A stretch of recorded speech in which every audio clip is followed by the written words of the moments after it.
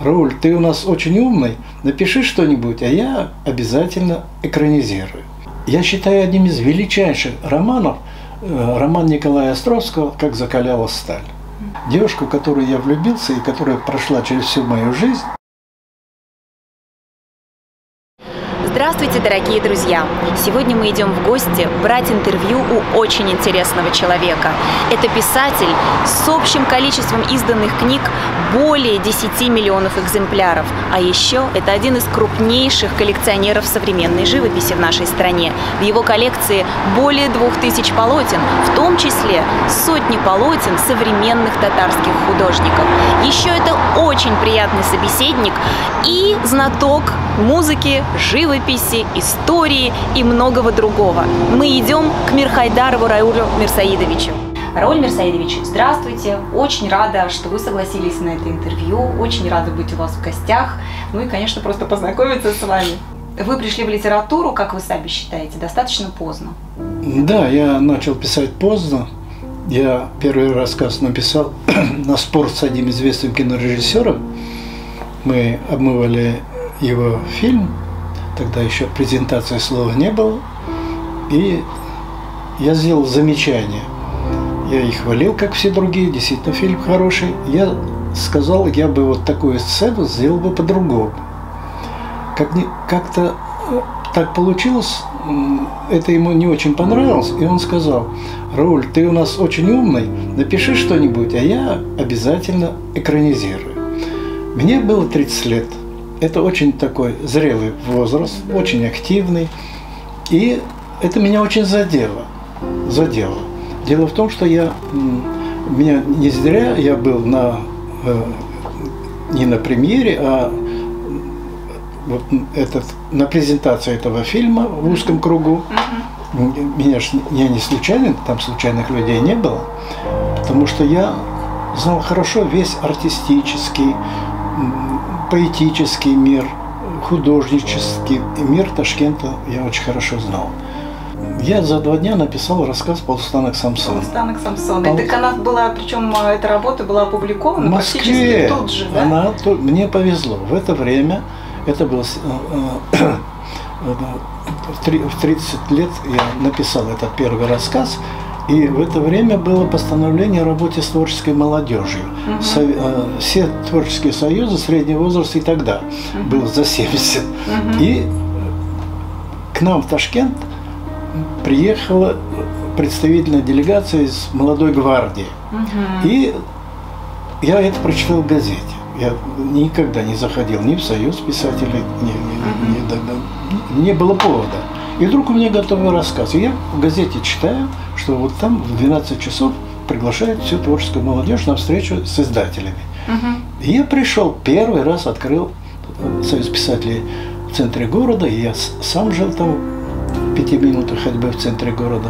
И я пришел туда с этим рассказиком. И у всех Никитина фамилия, Валентина Николаевна Никитина, это же первый мой человек, с кем я встретился, она не писатель, заведующая отдела какого-то. Она представляла альманах «Родники». И вот все давали, кто стихи, кто что это. Но прозаиков было мало. Из 200 человек, которые собрались в актовом зале Союза писателей, ну, наверное, 10 было, такая пропорция. 10 пишущих прозу, остальные, естественно, поэты и критики. Модно было поэзия. Ну, поэзия всегда, да, она да. всегда. Поэтов всегда бывает много. И все взяли, я и забыл. Тогда с Ташкента в Москву летали 6 рейсов каждый день. Каждый день. Вот такая страна была. Они на другой день улетели. Не знаю, поскольку рассказов-то дали мало. Не все даже и дали и по одному рассказу. Обещали им прислать туда. Видимо, и попалось. И название какое-то такое. И я тут же получил телеграмму: позвоните по такому телефону. Я позвонил, я попал в альманах «Родники». И этому альманаху была в «Комсомольской правде» рецензия. Ну, нельзя сказать, что треть мне, но почти треть этой статьи была посвящена моему рассказу. Что вы почувствовали? Вот вы как раскусили этот вкус литературы? Ну ведь это вот наспор вроде бы. Ну, так вы? все случайно, так все вот на каком-то таком состоянии приподнятом. Я хочу вам сказать. Но я до этого, я вообще-то не говорю, что я прочитал 10 там, книг или 20 книг. Я уже тогда у меня был термин, я прочитал тонны прозы. То есть литературу вы любили, можно сказать, с рождения, да? То есть вы все-таки были литературный человек, но как любитель. Вот в 1964 году я работал прорабом в Алмалыке, это под Ташкентом. Ну, в смысле, командировка с Ташкента и сюда, и купил книгу «Условия человеческого существования» с японского. 1000 страниц, тяжеленная книга Дзюмпея Гамикавы. Мне 23 года. Работа там, глаз не закрыть, такая тяжелая. Ну, 2-3 смены работали, и я даже и на работу брал, потому что рабочие всегда должны быть под контролем. Прораб, это за все отвечаешь. И я эту книгу одолел, 1000 страниц. И более того, у меня была такая привычка, наверное, долго лет, сейчас-то я уже этим делом не занимаюсь, всем навязывал: прочитайте эту книгу. Но кто возьмется вот такую книгу, даже тогда читать? Но дело не в том, что это 1000 страниц. Через 16 лет я еду из Ташкента в Мартук к родственникам на какую-то свадьбу. Я получал иностранную литературу, журнал, и там сзади новости культуры. И вот я там читаю.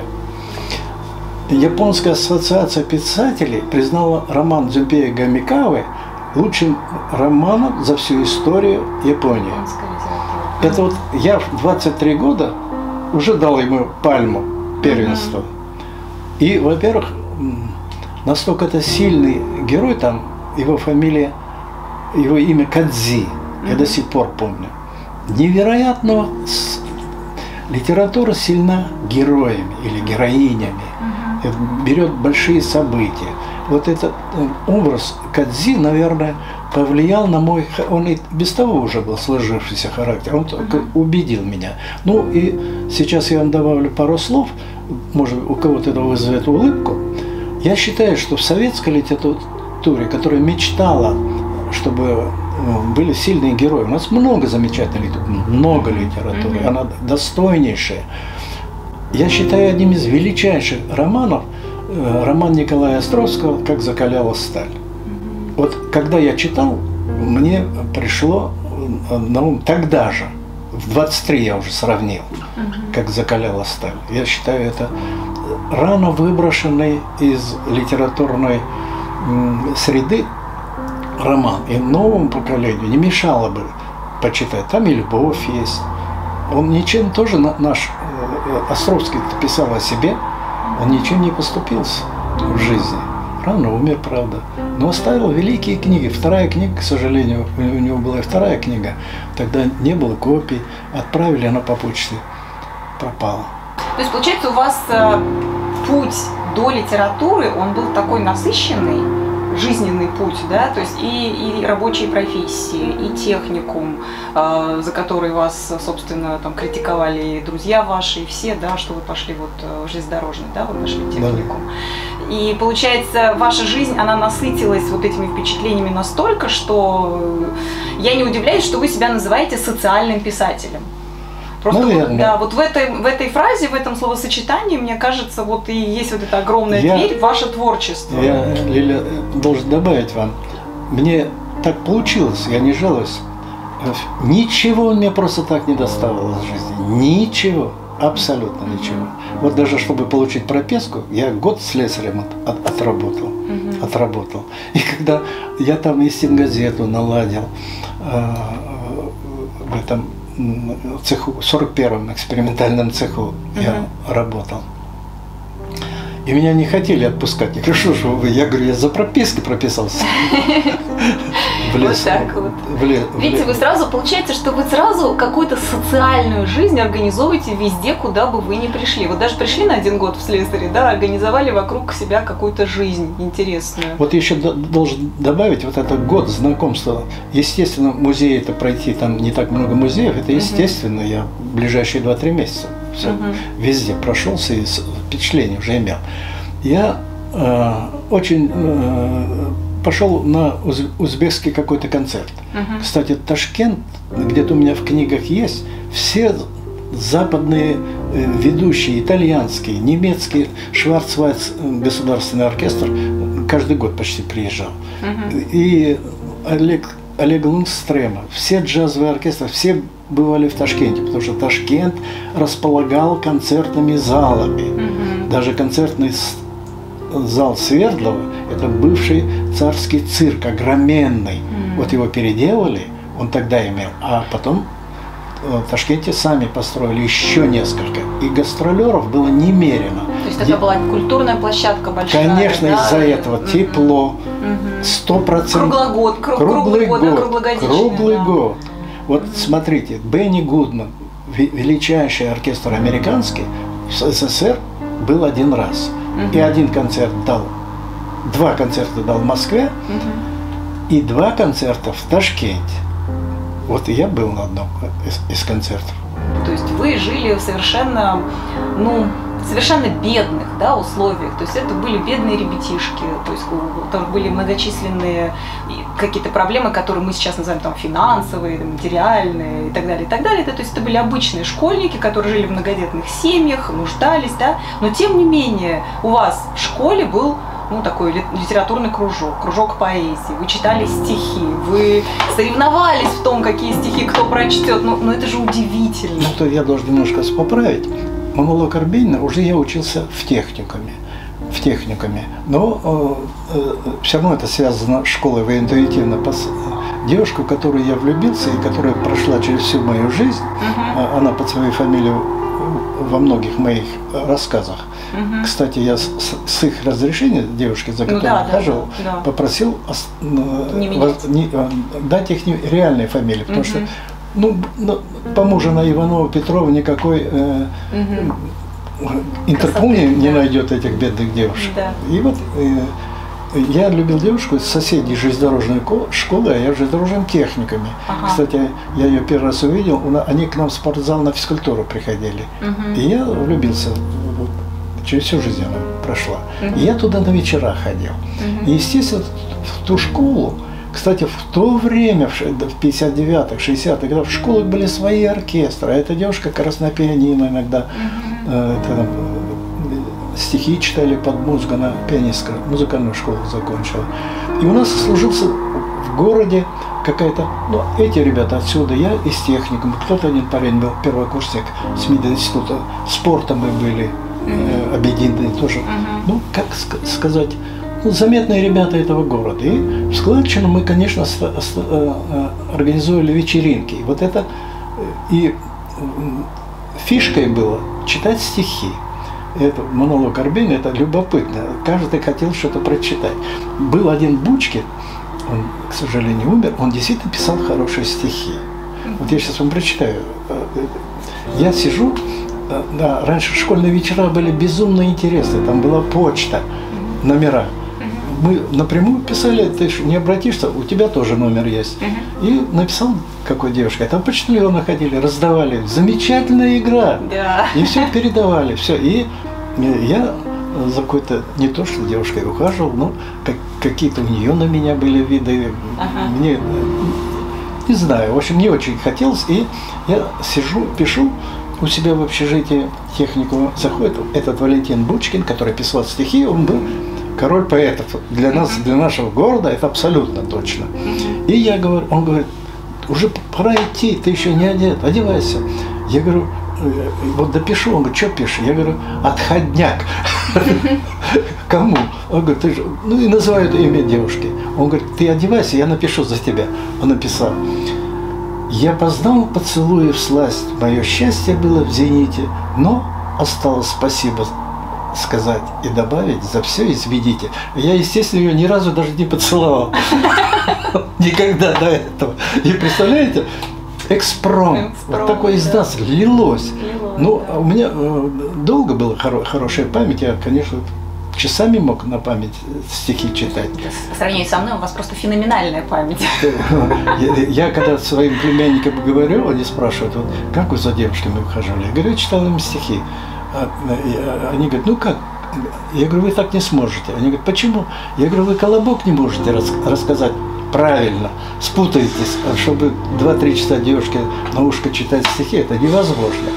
И Валька, например, читал свои стихи, а я вот нашел монолог Арбенина, тоже искал, чтобы тоже там какой-то девушке этой Нине прочитать новые этой стихи, кому я адресовал, нашел из монолога Арбенина из «Маскарада».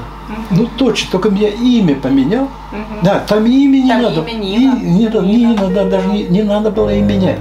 И к моей радости никто этого не читал. И все думали, что это мои стихи. Я уже собирал уходить. Там по рассказу понятно. Я уже расстроился. А мой приятель Списивцев такой, между прочим, он работает потом в ЦК КПСС. Вот мы все как-то непростые люди. Он писал речи Горбачеву.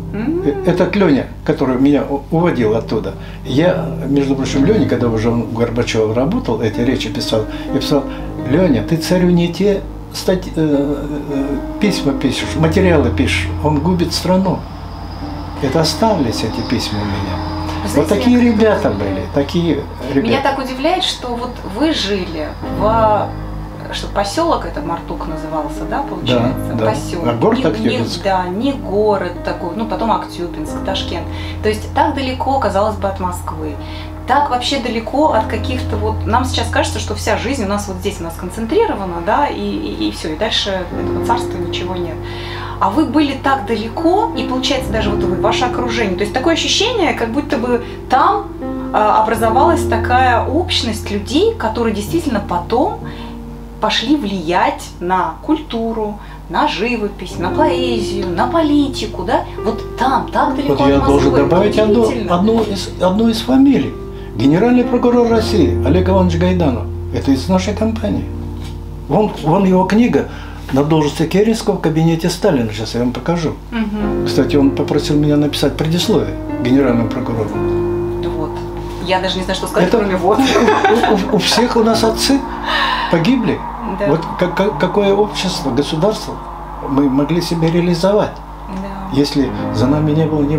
Кстати, я, когда уже стал писателем, у нас в бюро пропаганды, мы должны были какое-то время выступать с коллективом, встречаться. И даже с тюрьмами, даже о них была забота. В тюрьмы никто не любил ходить, а я с удовольствием как бы предчувствовал, что когда-то я буду специалистом по криминалу. Американская пресса называет меня специалистом по мафии. Они много обо мне писали. И в тюрьмах тогда сидели очень интересные люди. Мне очень нравилось там выступать. Сейчас, потом, лет через... В этом веке я однажды попросил, чтобы меня в Актюбинске, меня отговаривали, да ну, не те люди сидят. И я, конечно, разочаровался.